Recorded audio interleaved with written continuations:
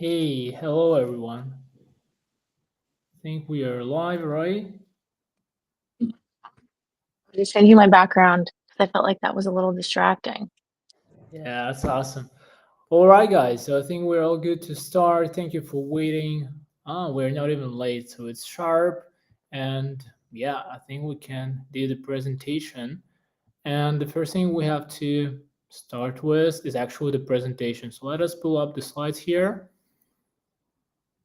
Perfect. So, yeah, I mean, first of all, thank you everyone for joining us. Today's the big day. We're talking about omni-channel, especially in the manufacturing industry. And before we dive in, let's probably introduce the speakers to you. And we're gonna start with Rosie here. And guys, really, Rosie is the expert in the industry. She's been in sales for, I don't know, 12 years. For me, it feels like infinite. And yeah, she's closing our best manufacturing client, building our sales team, and is a huge expert. So kudos to Rosie. Thank you for joining us today. That's a pleasure. Oh, thank you so much, Yuri. It's an honor to be welcomed by you and with such kind words because I look at you the same way. Whenever you guys, I've been working with Yuri for years now. I was actually a client of Belkin's, and I'm pretty sure I worked with Yuri 5, 6 years ago. So just on both sides of the coin. And Yuri just jumps in on any project that needs his help. And he brings together all of the account managers to make sure that the account manager's first and foremost most important job is to take care of the client as if he's part of their team. And he has had so much experience in manufacturing, and he has got so much knowledge to share with us. And so I'm really excited to have this presentation with him and get to share so much with you guys today. Yeah, Oh, thank I you. also forgot to mention, just real quick drop, Yuri has a background in chemical engineering, in chemical technology, and so this really helps with bringing that aspect to manufacturing as well. Yeah, I mean, guys, I'm flattered. Yeah, just flattered. Thank you, Rosie, for the intro. Yeah, so we have a great company today, and let's just let's dive in. And first of all, guys, I wanted to draw your attention to the slides and look at the numbers here, right? So that's why we love manufacturing here. And yeah, I think I'll just pass the mic to Rosie. Rosie, why do you think manufacturing is such a great industry for Balkans and just a great industry for us to work with? Yeah, I just think that there's so much untapped potential in manufacturing. That is huge because a lot of times when we talk to a company, a manufacturing company, they're used to doing the methods that they've been doing for decades. And while there's so much success in that, there is so much untapped potential. And so when we can get this in front of folks and we can say, hey, just try something new, try an outreach that you haven't done before. They can have the possibility of reaching so many new clients. And so this is why we see such great results in the manufacturing sector. It's a lot less noisy in this vertical, which I love. Yeah, I mean that's true. That's true. From the delivery standpoint, this is literally one of the best industries you can work in because this is really a blue ocean. Nobody out there is doing digital marketing and innovating digital marketing. These guys are all about traditions, face-to-face events. So once they start, unlocking something new like the digital campaign, paid ads, email outreach, it just skyrocket. You see the numbers here. It's no jokes, right? We have average of 120 KPI. It's one of the highest we have here. The revenue is growing. We've booked 1,000 demos. We've generated a million leads, and this is just a perfect industry to work with.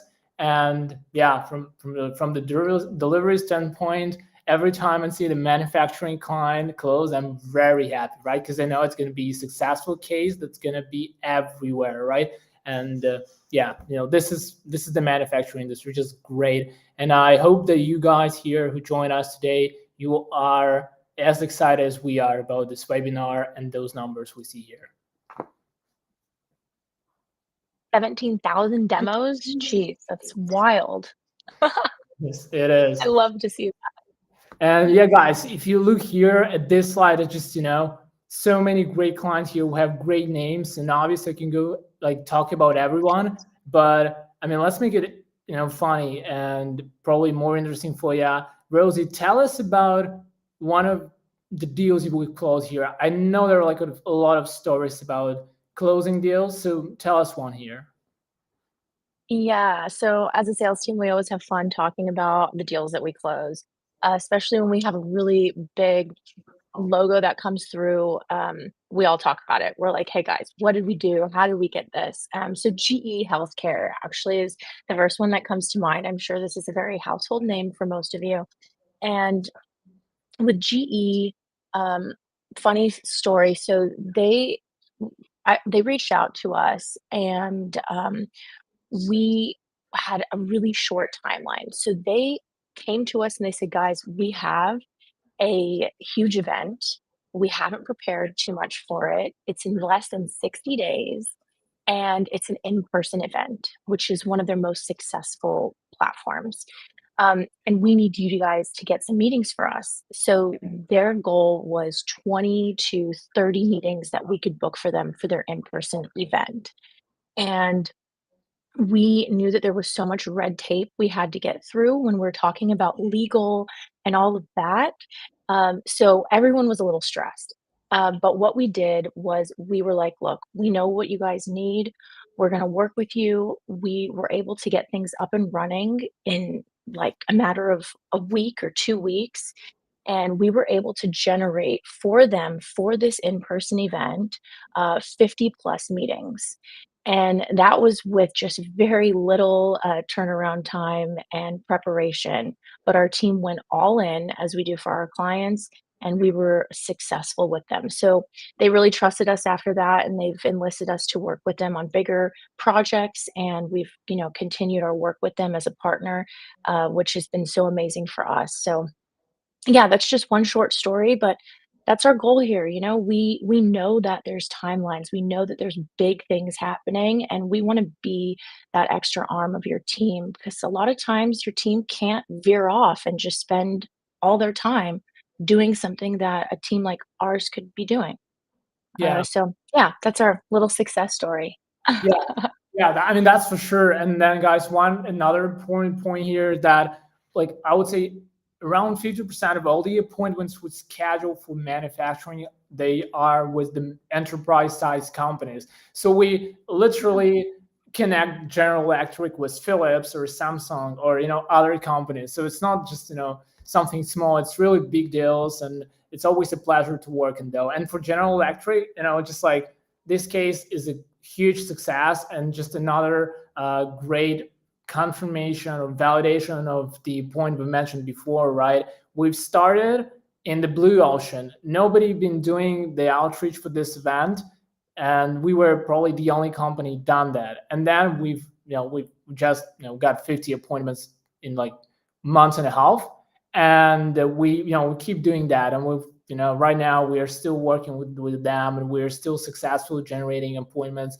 for every event that they have in the schedule, right? So this is just a very important point here. Those are great companies to work with, great industry, and yeah, we connect enterprises with enterprises, which is another good thing to know. All right, and then let's just talk about the average profile, right? Because you might see General Electric here, you might see Sekisui and other guys. Like, hey, what I'm doing here, I'm like a smaller company. I don't have like billions or thousands of employees on board. That's all right. We actually talk here more about the B2B manufacturing companies. And then I think Rosie can better address it from the sales standpoint because she's on the frontier, right? She's getting those clients for us. Yeah, so as Yuri mentioned, we work with a plethora of clients in the manufacturing space. So if you're a little bit smaller, medium size to enterprise size, we can definitely work with you. We highlight here hardware manufacturing that has been very successful. There's a lot less noise in that space for sure. We're usually talking to companies that have an average contract value of 100,000 to 500,000. Um, and then annual revenue, we see anywhere from 50 million to a billion. So that's where we can just work with your company no matter what size it is. And I just want to also talk about what Yuri said on the last slide. So the enterprise companies that we bring in for our clients, um, 50% of all the outreach we do for our hardware or our manufacturing companies are in the enterprise space. So even though you're a smaller, medium-sized business, if you want to reach out to those big fish, we can definitely help you with that.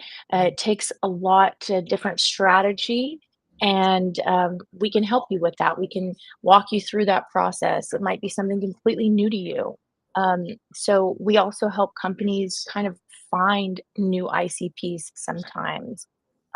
So yeah, not to totally walk away from the ideal customer that we're looking for as far as the hardware or manufacturing companies, but also the companies that we're working with and their ideal customers. Um, yeah. Yeah, right. That's for sure. And also, guys, if you are not exactly in hardware, don't worry, because yeah, I mean we're working with manufacturing of plastic bags, rockets, batteries, pretty much everything, right? So if you are somehow related to manufacturing, you will still find a lot of useful insights, and I'm confident you can relate your company to what you're going to see here. And let's just look at some benchmarks that we actually see across the industry.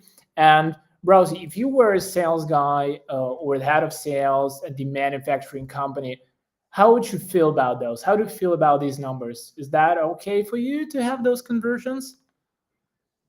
Yeah, so if I'm working in a manufacturing company, I would say these are very benchmark numbers for me. Um, I would be happy because this is maintainable. So what I'm seeing when we talk to clients is that their SDRs are bringing in anywhere from 5 to 10 meetings per month. And this is a good number. It's sustainable. But also, I feel like there could be a lot of room for growth. Let's talk about the sales cycle. So, on average, when we're talking to manufacturing companies, they have a very long sales cycle. If you're out there, you're probably nodding your head because I know that that is a big one. 12 to 18 months. That's a long time to have someone in your sales cycle. So, we have to think about certain things like nurturing, what that communication looks like during that phase. So those are just some things to look at. But when I look at these numbers, they are decent benchmark numbers that I think you can use to sustain your business. Yeah, yeah. I would say that's that's probably what you have right now. And then I mean, there is no issue with the numbers, but that's something that stops you from growing, because if you look at these numbers and project them for the annual perspective or even longer, you will probably see no growth, because you're just gonna get even in terms of how many appointments you generate, how many deals you lose, and then how many clients you lose because they do not order, or for any other reason. So this is more like numbers that will help you to retain or to stay the same level. But if you want to grow, and grow not because of one of your customers ordered more beer rings or more parts from you, but rather like you want to grow from the sales perspective, you want to grow every quarter, every month, not because of retention revenue, but because of the new sales. I mean, you probably should think on how to improve those numbers. And stay tuned, stay with us. We're going to tell you how this is possible. Um, all right, so now we can take a look at the survey we've done among our clients in the manufacturing. So as you might see on the slide, done the interview, and we have 4 top issues here. And then the first one is about the mindset, right? And I know it very well, because every time we onboard a new manufacturing client, we actually talk to those guys, stakeholders, and we would see a typical situation where they've hired a new head of marketing or head of sales who's actually a big fan of the outreach or digital savvy, and he wants to implement something new, while the board is less excited by that, just because they're used to do things traditional way. They are stable, and they don't want to shake things up, right? So that's just the traditional marketing mindset. And you, at the head of sales, at the head of marketing, you have to deal with that board. And then, yeah, that's probably the issue you have. And you usually onboard us, and we help you to work shoulder to shoulder, both in terms of the outreach, but also with the stakeholders, because we report a lot, we explain all the things we do, and we really act as a partner. So just, yeah, I mean, I would say if you feel the challenge in traditional marketing mindset, we are with you. Really, we know that. And then, mhm.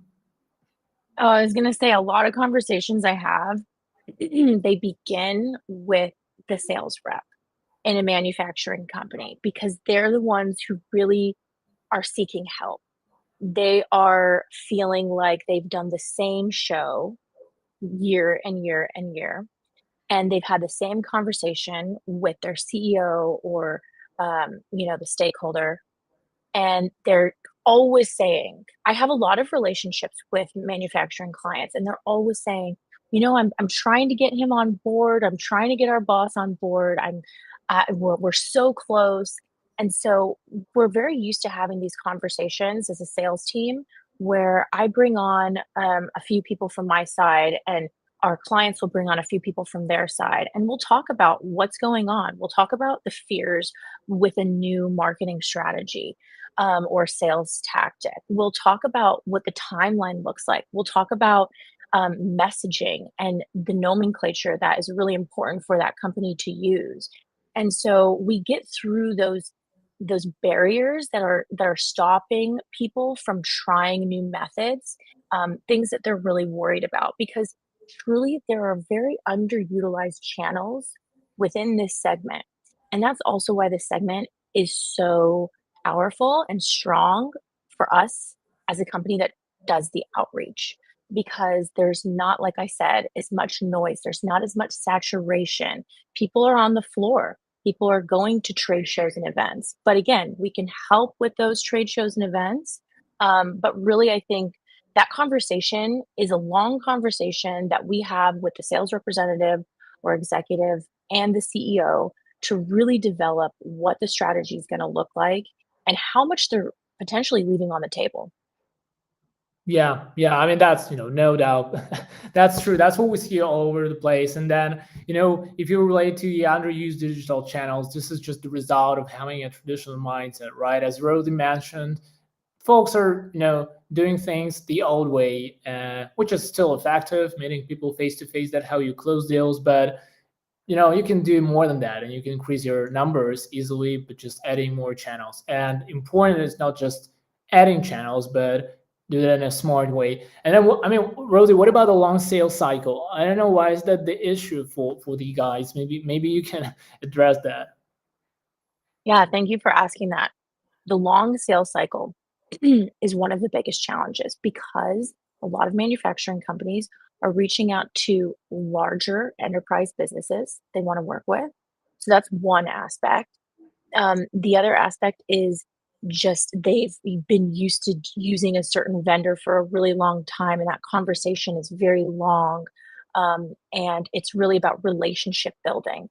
We, okay, you guys, AI is awesome.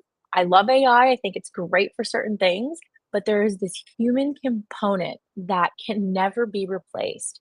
And this is coming from the person who has the love of sales in their heart and truly you need to build the relationship. And for us, that is how we forge our relationships with our clients. And it's how we help our clients forge relationships with theirs. And so there are hundreds of messages back and forth and back and forth. There are white papers, there are case studies. There are so many things that you want to provide to your prospect as it's going through that buyer journey. And you have to be providing it to your prospect at the right time. That's really going to resonate with them. So that will help with your sales cycle. And we'll explain a little bit more, deeper down how we can implement this.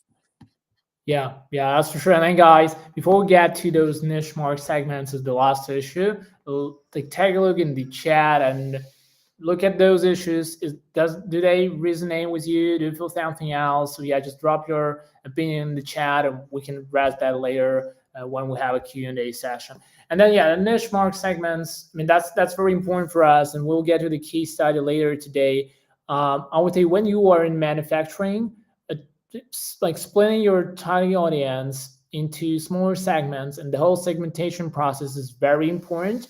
And this is a challenge for the most of us, because yeah, I mean, you can split them as much as you want, but then you need to research them, you need to find them. And if you use a traditional way of doing things like a conference, you cannot really segment the conference. I mean, of course, you can go like to industry specific event, but can you make sure that there are like some titles visiting that conference? Probably not, right? So it's not easy to find a decision maker the old way, and so that's why it's a challenge, right? So by adding new channels, there is a way to solve this and the other challenges you see on the slide. And yeah, let's see how people usually try solving the challenges. I think that's very important. And then taking now the first 2 points. So Rousey, if you were to increase costs and you won't see a huge growth in the ROI, I mean, will you be able to justify that for the sales team, for your C-level guys? Like, is that okay with you? What do you see on the slide here? Is that the first two reasons are something as somehow look like a solution for the issue we've highlighted before? Yeah, this would be a big red flag for, at least me reporting to the CEO. We as a sales leader, you never wanna see those costs increase without the ROI increasing substantially. I like to go with a 3 to 1, so I like to see, like, a 33% R return on investment, and I'm happy. So that's what I like to bring, but first of all, bringing in it so this is what we're saying is that these companies that we're working with, they look to the options that we have above. You'll see 1, 2, 3, and 4. So go ahead and read through those, and I'm just going to start with like one. Like you said, Yuri, bringing on an expensive industry expert is sometimes the solution, but it can be very costly. And bringing somebody in from the outside to help train your team can be really disjointed. Um, and one person sometimes just doesn't do what an entire team could do. And I'm sure you can get great insight, but again, it's a very costly and procedure with not really any sureness on what that new revenue is going to look like. Um, and then also working with channel partners, I think is great. It's great to work with a channel partner, um, but don't put all your eggs in one basket.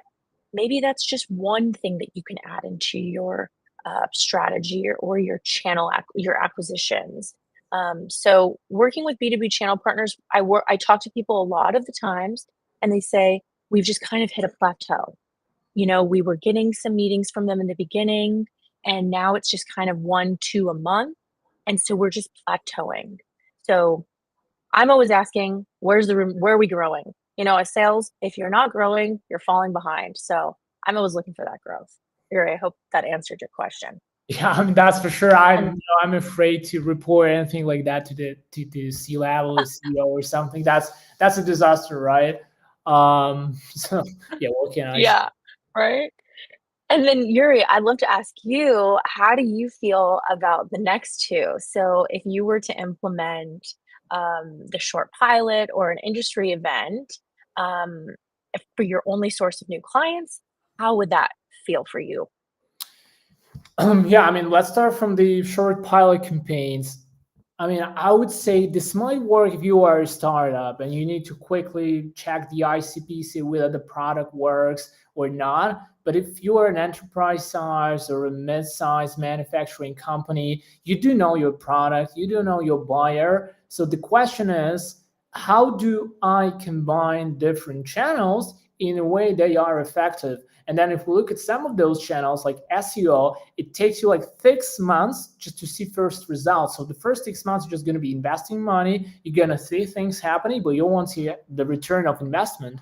And for the outreach, you need a minimum of like 3 months just to start from, just to see some results. And then imagine a combination of those. Imagine you implement those channels one by one, or you integrate between different channels. It's not that there's it. And if you just start like, let's say you start outreach, it doesn't work. You forget about the outreach. You start another like SEO 1 month, it doesn't work. You start and you keep trying different channels. You're wasting your money, and it just doesn't make sense to me. So I would say if I hear something like, "Hey, I want to run a pilot for 1 month, see how that works," I would say it's not gonna work.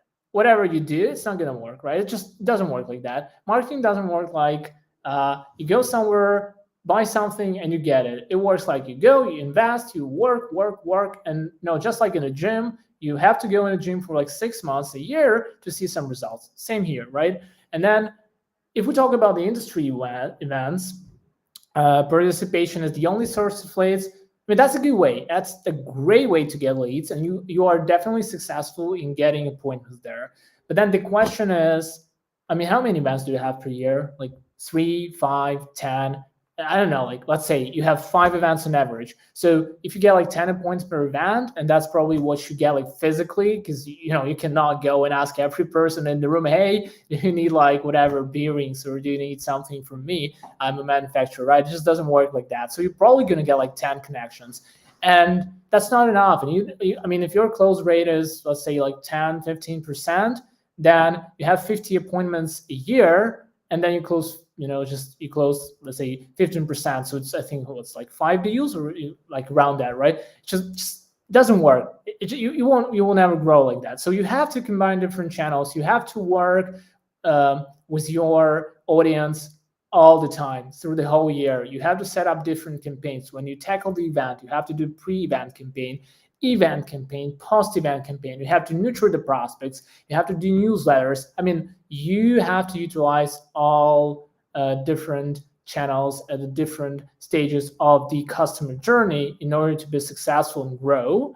And right, so getting back here, so if we just do two of these things, so we just randomly running different marketing campaigns for months or two and stick to industry events, probably going to spend a lot of money, see no increase, see a pipeline stagnation, getting no deals. and yeah, we'll just be like an average company in the world, and that's it. So if we want to progress, if we want to get more revenue, we have to do something else.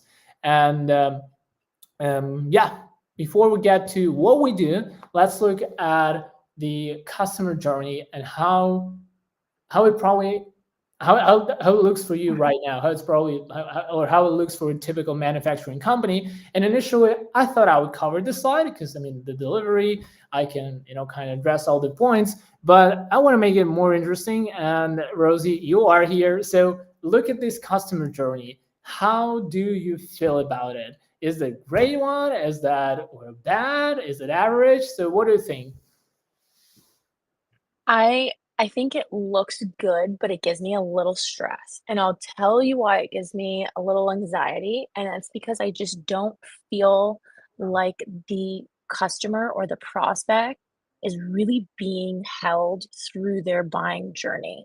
Um, okay, fragmented is the perfect word. It does seem a little fragmented. So I'm gonna explain why. I've done a ton of trade shows, and with a trade show, you have to make sure that you've got you know who's going. You've set up the meeting, then you've talked to them, then you've done the follow-up, and you continue to nurture them until they're really ready to have an official meeting with you or move to the next steps. There are just so many different stages in the buying journey now that there used to not be. Um, and it's just because folks are a lot more educated. They're looking at different options. And so for me, I see, okay, partnership marketing, events, then LinkedIn outreach, referrals, and online person meetings. Okay, in a great world, that would be perfect, but it doesn't work like that because this is where you have your prospects ghosting you. I love that's a love-hate relationship I have with that word because it's true, prospects will just ghost after an event. You had a great connection at the event, you think you guys are moving on to coffee and donuts, and all of a sudden they've ghosted you. And so this is where it really helps to have some sort of backing or a team, and we'll get into a different customer journey, so I won't jump into the details of that. But for me, going to trade shows, if I don't have a really solid follow-up process, it's stressful for me, and things get slipped through the cracks. Um, Even like the LinkedIn outreach, you've met so many people, you have so many people that are in your pipeline. If you're not doing regular LinkedIn outreach, they'll just fall to the wayside. I always say the momentum is really what keeps a sale going. And sometimes, as one person, you don't have the capability to keep the momentum going at every single step of the way if you have a large pipeline. And we all want a large pipeline. Um, and that's something we'll get into with sustaining versus growing. But for me, this seems a little bit stressful because I don't feel like I have the support to meet my buyer where they are in each stage of their journey, just looking at this. Yeah, yeah. I mean, I definitely agree with you. And I would say if we project that at the, let's say, tech industry or the digital industry, this customer journey, it was great 4 years ago. Like 4 years ago, if we were to do Yeah. the outreach campaign and we see that kind of journey and we build a strategy around those channels, doing referrals, events, LinkedIn outreach, getting demo calls, that's a perfect strategy. Right now, if you go, like if you're in tech and you do something like that, you have no appointments, literally just not enough to convert your audience. So if you're projected to manufacturing, which is historically is not that fast-paced industry, right? So things are a bit slower, but they're still moving. And so probably in a year or two, it's going to be the same situation. Like right now, if we take the strategy, project that at what we would get from it like 2 years ago in manufacturing versus now, we already see a slight increase or decrease in conversion. And so in 2 years, there probably another like decrease. And then in 4 years, this won't worry at all. So the earlier you start to transform, the earlier you add new ways to communicate, to nurture your audience, the like the higher chances you have to grow, and you will be actually the first company to grow. You'll get the most of the clients, you'll get the most from the progress we are making as a humanity. And with the rise of AI, everything just is going faster. So you have to go with the current and actually unlock new things. And then let's just unlock the alternative here. And the alternative, we mentioned that before, this is the omni-channel strategy, right? So yeah, I mean, let's just look at the numbers here, look at the slides. So Rosie, how do we feel about the numbers? Yeah, I mean, the numbers look great. 15 to 20% higher conversions. Let's go. In sales, we're always looking at conversions. Um, and you guys look at the numbers here. If you can add into the chat, what number is the number that stands out to you the most? And if you write it in time, we can even talk about it. Let's see. What do you think is the future of omnichannel? That's a great question. So, while you guys are thinking about what number stands out to you the most, let's talk about why these numbers are so high. Um, so Yuri mentions that a few years ago, the old strategies, the old ways worked, and they did. I've started in sales when they worked, and I watched them as they declined in being successful. And so, what I always find is the most beneficial is if you can meet your prospect where they are, just making it as easy as possible as you can for your prospect. So when we're talking omni-channel, we're talking about using multiple channels in synergy with each other, basically ping-ponging from one channel to the next based off the engagement that they've given you in one of the channels. And so it's a very intuitive approach. It is really mimicking where the buyer is in their journey, and you're giving them relevant information at a relevant time for them. The right message at the right time. We all know that. We all know that saying. That's nothing new. But this strategy enables that to be possible. So let me give you an example. I was talking to a prospect. Actually, I just went to a trade show. It was a great prospect. We had a great conversation. And then I reached out to him on LinkedIn, but I didn't hear anything from him on LinkedIn. It was like crickets. And I get that. Look, I don't use my LinkedIn sometimes when I should. I'm guilty of that. But I use my phone all the time. And so I remembered we exchanged phone numbers too. So then I just sent him a text and he responded immediately. So it wasn't like he was ghosting me. He just wasn't using that other channel at that moment. And so then this, what it did, it removed the silence, it created the momentum, and then the next day we scheduled a meeting. I mean, this is a real true situation. And I had a meeting with him. It was amazing. And we're continuing our conversation. And so what I want to say here is that if you're talking to your prospect on the channel that they prefer with the same kind of messaging that you've used that resonates throughout your brand, there's synergy within that message, it doesn't feel disjointed, then that's where you see the success. So that's my 2 cents on omni-channel and why these numbers are so amazingly high. Yeah. I mean, I couldn't agree more. And then, as an echo to what you've just heard, right? Button just summarized the omni-channel. So it's about being in the right place, right time, the messaging, the strategy, the buyer journey, and then in the end, you are result oriented. So you see the details on the slide. I won't go deep into that. We've mentioned before, but really, there are like five whales of the omni channel, and those are like five whales of the future success. So stick to those things when you plan your strategy for the marketing, and you're probably going to succeed. Yeah. Yuri, really quick before we jump onto the next slide, I saw a really great comment in here. It's lower customer acquisition cost. I just want to talk about that really fast because I saw it in the chat and I think it's a great subject. The reason why the customer acquisition cost is lower is because you're not wasting your resources. While the client is in the buying journey, you are ping ponging them right through that journey and you're not creating new campaigns for them.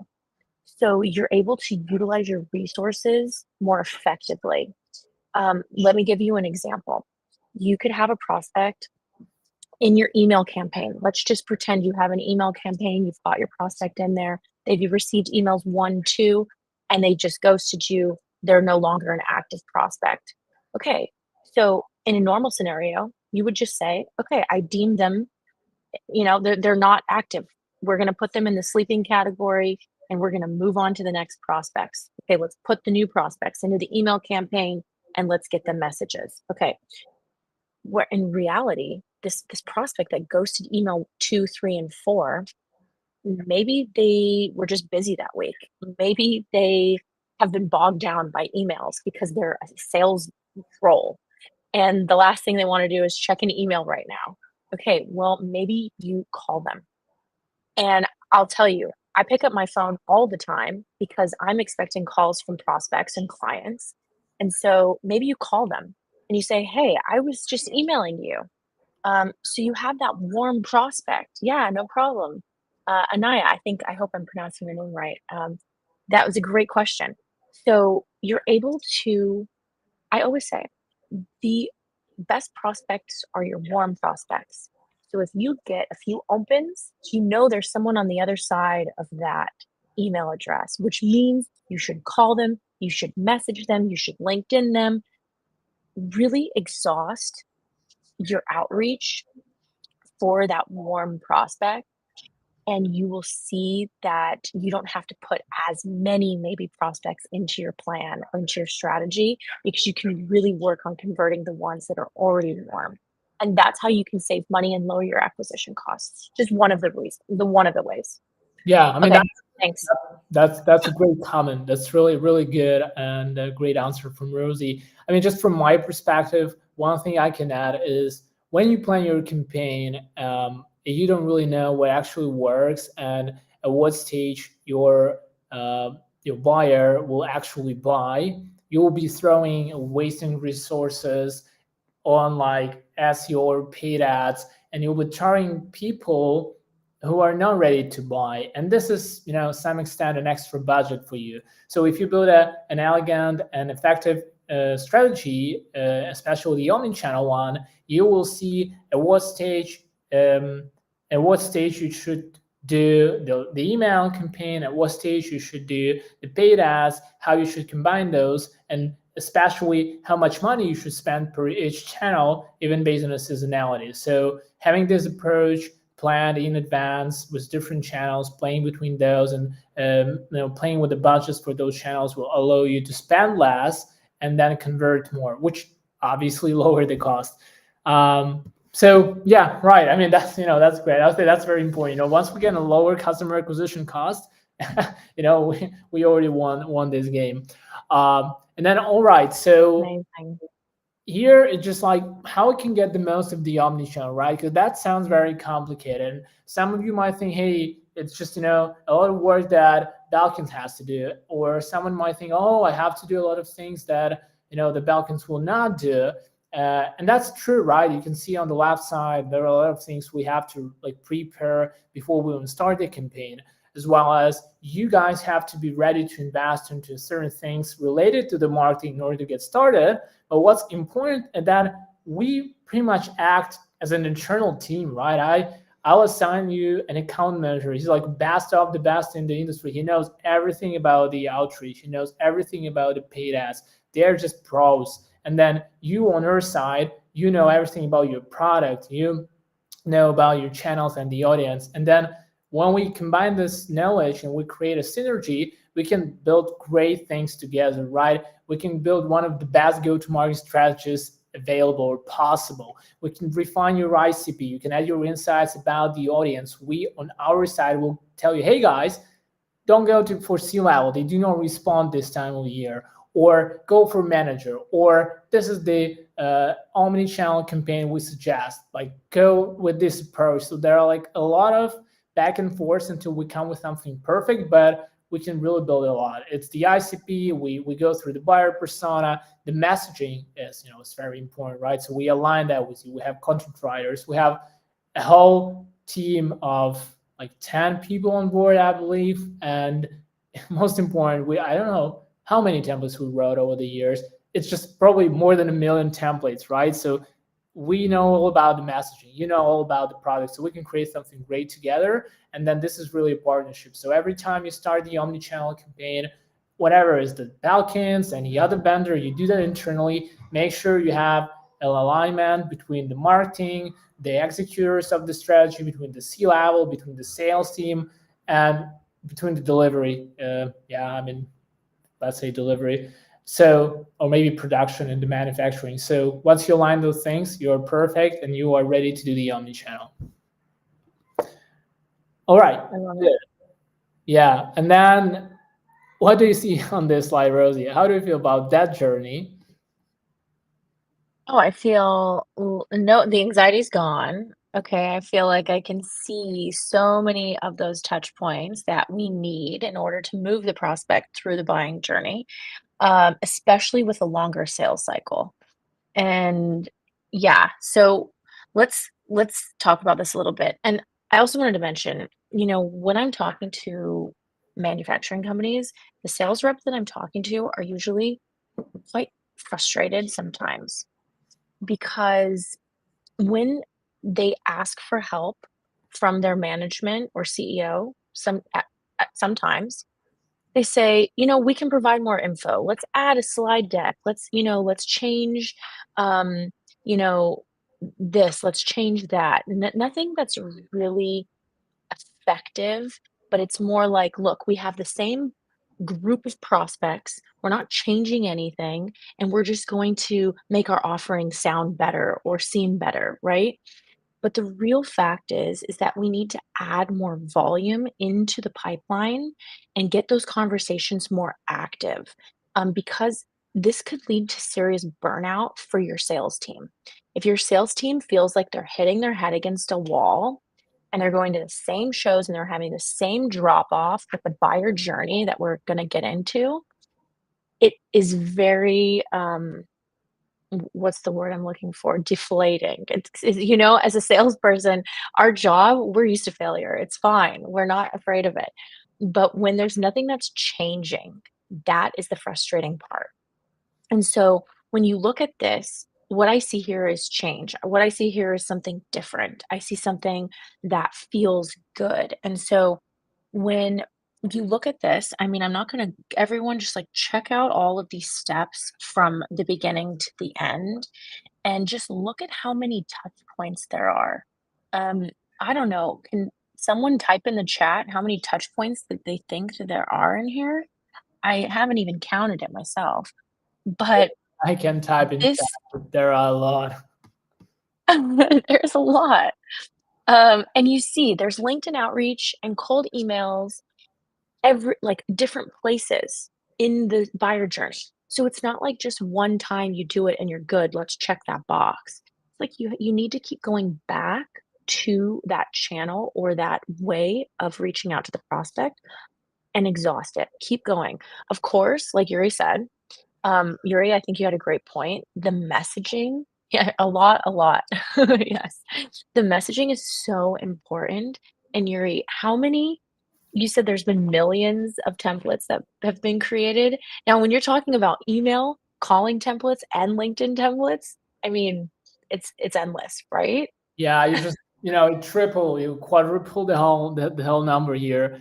Yeah, just a lot, a lot. It's all about the messaging. It's not just about like what you write there, what's the value proposition. It's actually about when you write them. So the content shouldn't only Mm, be varied or relate to let's say company, the value proposition tailored for the company or for the industry you're selling to should be tailored to the time or the point at this frame or timeline of the customer journey. So you should not pitch folks a product if they're not ready to buy. If you develop nanorobots, you should first explain what is that to people. How do they benefit? How the production going to benefit from non-robots or a new software for their manufacturing line or whatever before you even pitch that, right? So, and that's about the timing. And obviously, if you're going to pitch them right away when they don't really understand what you sell, it just doesn't make sense, right?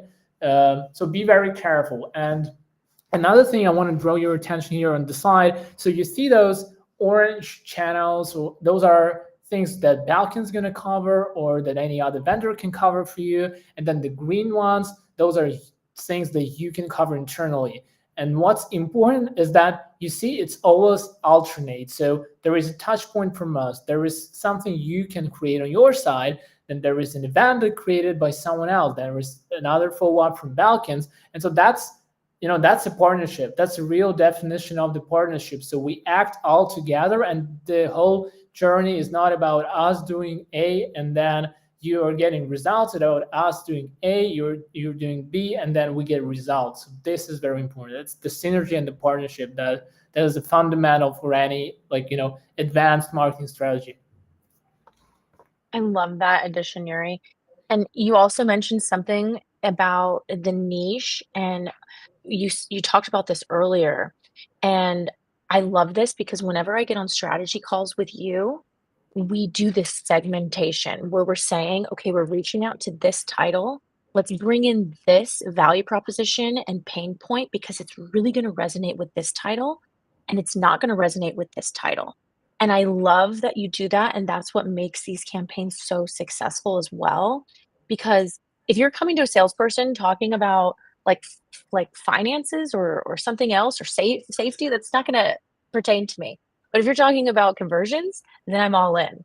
You know, can you explain a little? I know we're kind of coming up on time, but I love that you do this segmentation.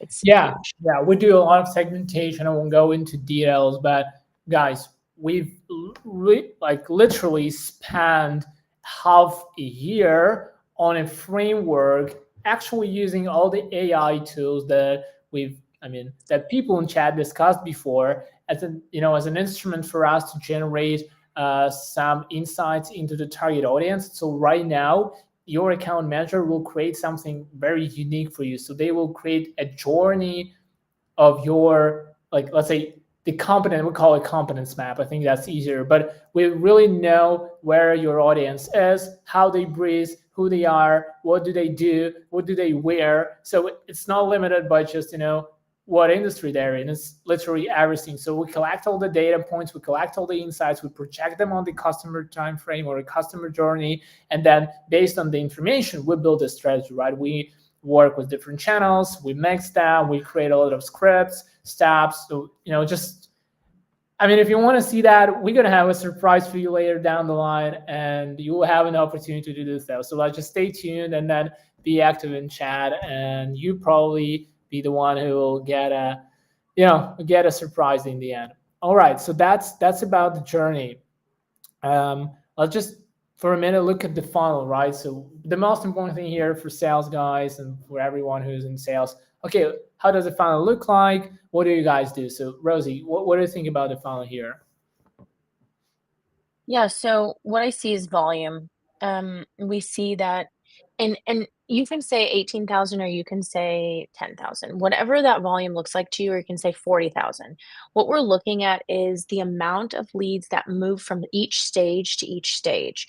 We're trying to increase at the end of the day, we're all trying to increase our new clients. So if you can increase from if you let me switch this around. If you can decrease your drop off rate each stage, you're going to have the most amount of prospects that you can deal with at the end. So we see, typically 50% engagement from all the contacts that we've reached out to, which then in turn is around 150 appointments. This is looking at 1 year. And then that brings in anywhere from 14 to 45 new clients. So this is looking at 1 full year working with Belkins. And I have seen these numbers myself when I was a client of Belkins. I've seen it for our clients. And so Truly, at the end of the day, we have a Slack channel and we're always cheering when our clients are closing deals. We'll follow that deal from the very beginning all the way till closed one. And so we're there for our clients, just like an extension of their team, cheering them on as they're closing that deal. Yeah. So for us, that's the most exciting part of my job personally. That's true for me. We have a Slack channel where you get a notification every time they close a new client, and I'm dancing. My soul is dancing every time I see a manufacturing one coming in. All right, so that's about the funnel, and now let's get to the numbers. So you've seen the numbers before, and then we see the numbers here. So I think, yeah, we don't have that much time left, but let's just quickly go through those. So we mentioned that number of qualified demos, and we see the increase, like almost 2 times increase. So why is that so? Is because we've already discussed. We do use more channels for neutral prospects at the proper timing. We send them the right message. We don't sell them when they're not ready to buy, and that's why you see increase. So we work long term, and then we work on both this, like low hanging fruits, long tail deals, like everything. Then when we talk about the conversion, this is pretty much the same reason, right? When you nurture the prospect before you actually sell, and they are already familiar with the product and the solution you offer, chances they're going to buy are way higher, and chances they're going to interact with you are higher. And then chances that the prospect who got on a phone with you is ready to buy are higher, because they know what they're looking for. And so otherwise, why would they take a call, right? So they took a call, then that means they're ready to buy. And that's the same reason why we see an increase in the conversion from the demo to the client. And obviously, having the number of appointments increased, we're going to decrease the cost per demo, the CAC, like the customer acquisition cost, going to get lower. We've covered that before. And then the sales cycle, which I think also very important, going to get like shorter, just because you work with the buyers who are ready to buy. And then I think the thing that I really like, and I think that's a great summary of what we do here, is that so we all know that people don't really like to get sold, but they like to buy. So when you build a proper omni-channel strategy, you make them feel they are buying your product. So this is their intent to do so, not like someone else pushed them to do that, right? So I think that's the essence of the omni-channel. And yeah, just maybe a few minutes on the case study here. So that's a great client.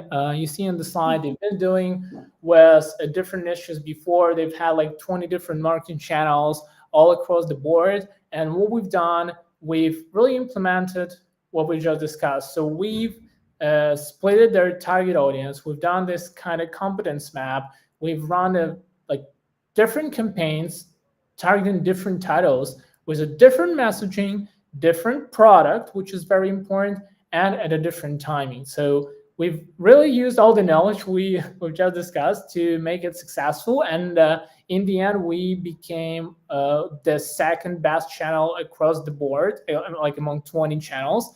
And I think, yeah, we were the one that get the most appointments. And yeah, you see those numbers here. They're just awesome. Like 10 million in revenue, that's the dream. Like they've invested way less than the pipeline created. So this is a great case. You can check on the website. Yeah, if you feel like learn more about that, you have this opportunity, because you just have to start with the tips, and then we're gonna get the surprise. So first, tips. Rosie, can you summarize the tips for us? Yeah, sure. Okay, so we need to know the client's problems to solve their problems. We can't be creating a solution for something that they're not actually feeling. So we have to understand what they are feeling. We need to be very present online. So we have to be the industry leader. When I say we, I'm talking about our clients. So with this online presence, you create more brand awareness. You become more of a household name within a company, within the prospects that you're reaching out to. The long-term results, we're looking at that says, yeah, long-term. Sorry, I had something in my view. The long-term approach is the prospect might not be ready at this moment. Okay, that's no problem. We'll nurture them, we'll keep them active. We want to make sure we're just continuing to market to them. Making the customer journey as easy as possible. Convenience. I'm all about convenience. If you can make the buyer journey very convenient for your prospect, they're much more likely to stay in that funnel, and you're creating that momentum that doesn't even feel like a sell. It just creates that momentum, like Yuri said, so that they want to buy. And just like automate where you can, because each person is so expensive to have on your team, and so automate where you can, utilize your resources so that you can, if someone is great at building that relationship, let them build that relationship. Don't have them writing the LinkedIn messages or the email messages, right? Or even doing the phone check-ins. Have them be on the phone and actually bring that deal home for you. So outsource where you can and automate where you can, I always say. Yeah, that's for sure. That's for sure. I like the tips. Just a great summary of what we discussed. And then finally, like we are getting to this surprise here. Oh no. Yeah, so we have special gifts for you. And I encourage you to scan the QR code, and you have an option to actually get a free consultation. And that's where we can try build a competence map for you. Like honestly, I'm not sure we're gonna make it in 1 hour, but we can try. Usually it takes us a bit more, but we can try. So please scan the code, and yeah, get your free consultation, get 20 free leads from manufacturing, and or just get a discount for an annual campaign with us. Because if you know your audience and you are on the same page with us, you know that omnichannel is the future. Let's just go for it. Let's just go 12 months full tilt and generate some great results, generate some revenue for you, right? Perfect. I don't know. Should we keep those QR codes on and then just go to the questions, or oh yeah, we just share the presentation with you guys. Yeah, I think we share the presentation, and we can just move on to the questions section that we have.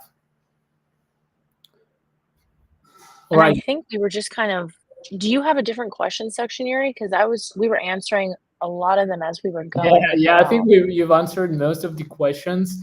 So guys, yeah, feel free to drop any others. I think um, I think we, yeah, I'm just look through. So yeah, I think the discussion about the AI, and I would say, guys, I totally agree on that. AI is a great tool. You've heard that. If I had a chance, I would substitute my job with the AI, and it will always be the god who's managing the cows. But yeah, that's what. Yuri, So in chat. we And did have one other question. It was, do you think we should create more title-based campaigns instead of general campaigns? Also, where can I see all the data you mentioned about leads, like what they think they wear? I love that. yeah, like a great example here. I bet, guys, if you are in manufacturing, you probably like the way you probably interact with cold emails. You just pick up your phone and call the guy who just sent you an email. I think that's about you. And then yeah, that's exactly just an echo to that thing about what they think and what they were. But when we talk about the future, like having more title based campaigns rather than just general campaigns, I mean, that's a no-brainer, right? With the rise of AI, you can generate like a very basic campaign in like 5 minutes.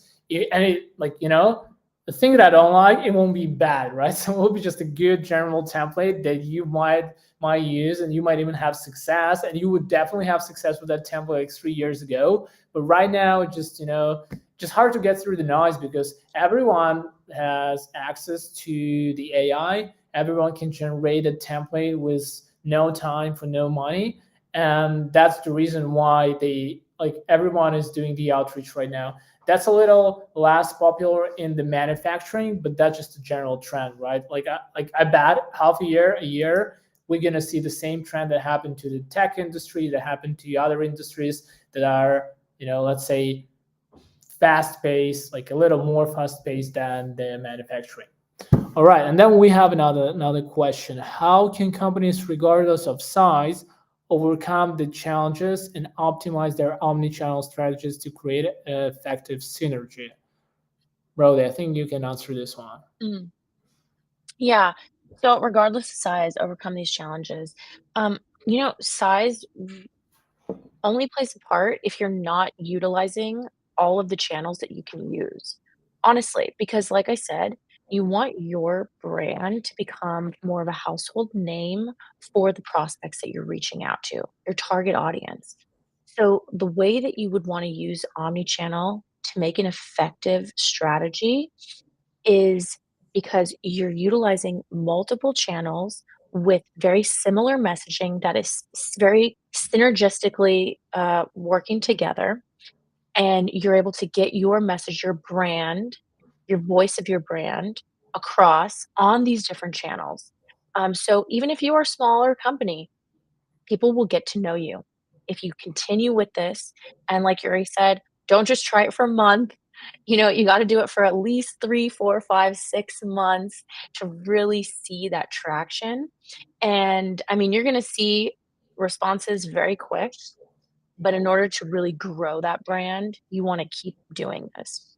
Yeah, that's for sure. And also, what I see here in the question that you require substantial resources like time, money, and actual personnel to run the omni channel. And guys, this is partially Mhm. true because the smaller the company is, the smaller you are, the less budget you would need to start from, like to start with any marketing, right?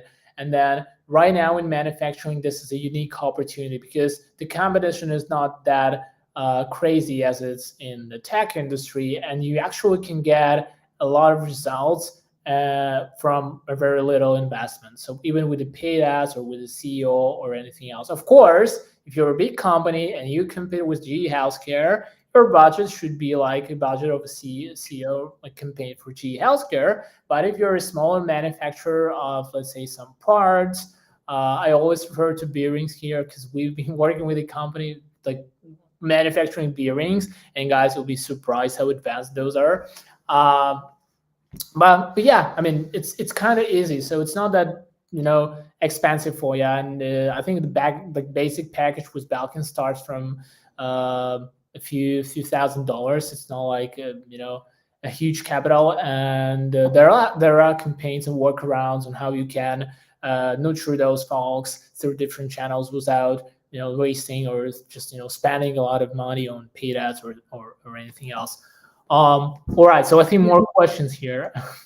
Uh, Stacy, how to really so I just wanted to develop on Stacy's question because I loved that. The best part about working with a vendor is that you don't have to worry and stress yourself out that your team is smaller. The other thing that one of our sales reps says that I love is it's so true. If you have a team that's calling on your behalf and emailing and doing all this, your team actually feels bigger than it is to the prospect, right? So it seems like you're a little bit bigger of an agency than you might actually be. So this could be really beneficial. And then that way, you don't have to have your sales team or your team spending their time disjointed and getting focused on other things. They can just focus on closing. So it's really beneficial for a small team as well as a large team. Yeah, that's for sure. All right, so another question from Althea is, guys, you told us about cool cases. So what about your company? Are there any cases of omnichannel implementation in your activity? Uh, yeah, I mean, the reason I'm Yeah. laughing is because we have a dedicated page from the marketing team on the lead journey with Balkans, and you want to accommodate into one big screen, right? So journey is just enormously huge. We have so many touch points that I cannot even count and recap them all. And I mean, the short answer would be yes, we do utilize, and that's probably the Rosie why Rosie's smiling, because once we started doing that, they are getting way more calls. So yeah, we've implemented that a while ago, and it works well for us. And we always test something on us before we actually project that on the clients. Always. We've done, everything that we recommend, we practice what we preach. Everything that we recommend doing is something that we've already done ourselves. and then we've done it for our clients, and then we do it for new clients. And so, um, I've really watched our journey change a lot as far as even bringing in more enterprise clients and then bringing in more omni-channel approaches and even SMS. And so we have so many different channels, and I watch my email. I'm not kidding, all the time, I see in my email that I get responses from prospects when I haven't emailed them. Oh, it's because we have someone on our team who's emailing on my behalf, and this is part of the omni-channel. We have LinkedIn campaigns, we have calling campaigns. So, yes, we are absolutely using omni-channel ourselves. Yeah, yeah. I think you partially answered the other question on the integration with the CRM, like Salesforce Mm, or even Pipedrive great and that question.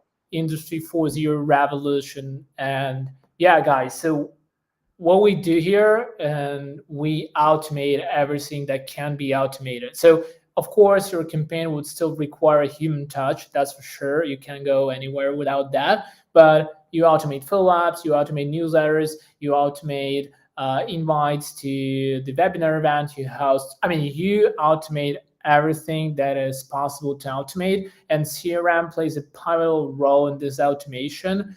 Yeah, we primarily work with the HubSpot. I know a lot of you guys working in Salesforce or like Zaha CRM or anything else. These CRMs, they have pretty much the same capabilities, but yeah, for us, HubSpot is just more user friendly. But again, if you do that in Salesforce, that's perfect. If you don't know how to do that in Salesforce, any other CRM, just let us know. Use the QR code, book a call, or win a consultation with us, and we'll show you how you can do that. Or at least we'll just show you a framework on how this should be done, and then you can go and ask your Salesforce developers to run it for you. Yeah, Benjamin, great question. Salesforce is a beast. I used to work in Salesforce, and well, sorry, not at Salesforce, but in the CRM. And we can provide your leads and the status of your leads, where they are in in our omni-channel process, that you can understand where they are, and your sales team has a sense of what's going on with all the leads that are in your pipeline. So it's no problem. Yeah, We yeah, if you have no CRM, it will be very hard to do any omni-channel because you have to track all the interactions with with all leads or with all contacts at every stage of the journey, and you need a dashboard for that. And the Excel spreadsheet will not work. So so yeah, I mean, guys, Salesforce CRM is very important. Automation is important. Automate as much as you can. Your CRM is very powerful tool. If you think that's impossible to do something, trust me, this is possible, and you can win the consultation to see how we can do that. Um, all right. So yeah, Benjamin, thank you for your question. And do we have anything else, guys? I think Rosie, can you see any questions? no, no, I don't see any more. All right, all right. So I think that's it. Took Problem. us a little longer. Sorry, guys, but I hope you enjoyed the speech here. Rose, thank you very much for your company. It was great. And guys, audience, thank you very much for your feedback. I enjoyed the interaction, enjoyed the webinar. Hope that was useful for you. And I really hope to speak with someone with a company doing something really, really cool, like Nano Robots, for example. And yeah, let it be the part of this free consultation. I'll do my best, and Beth will do the same to get you the best results possible. Absolutely. Thank you so much, Yuri. You're the best co-host. Uh, this was so fun. I hope everyone had a great time with us and you learned some stuff. And please reach out to us if you have any questions. We're here to help. Perfect. Thank you, everyone. You have a great time and enjoy the rest of your day. Bye bye.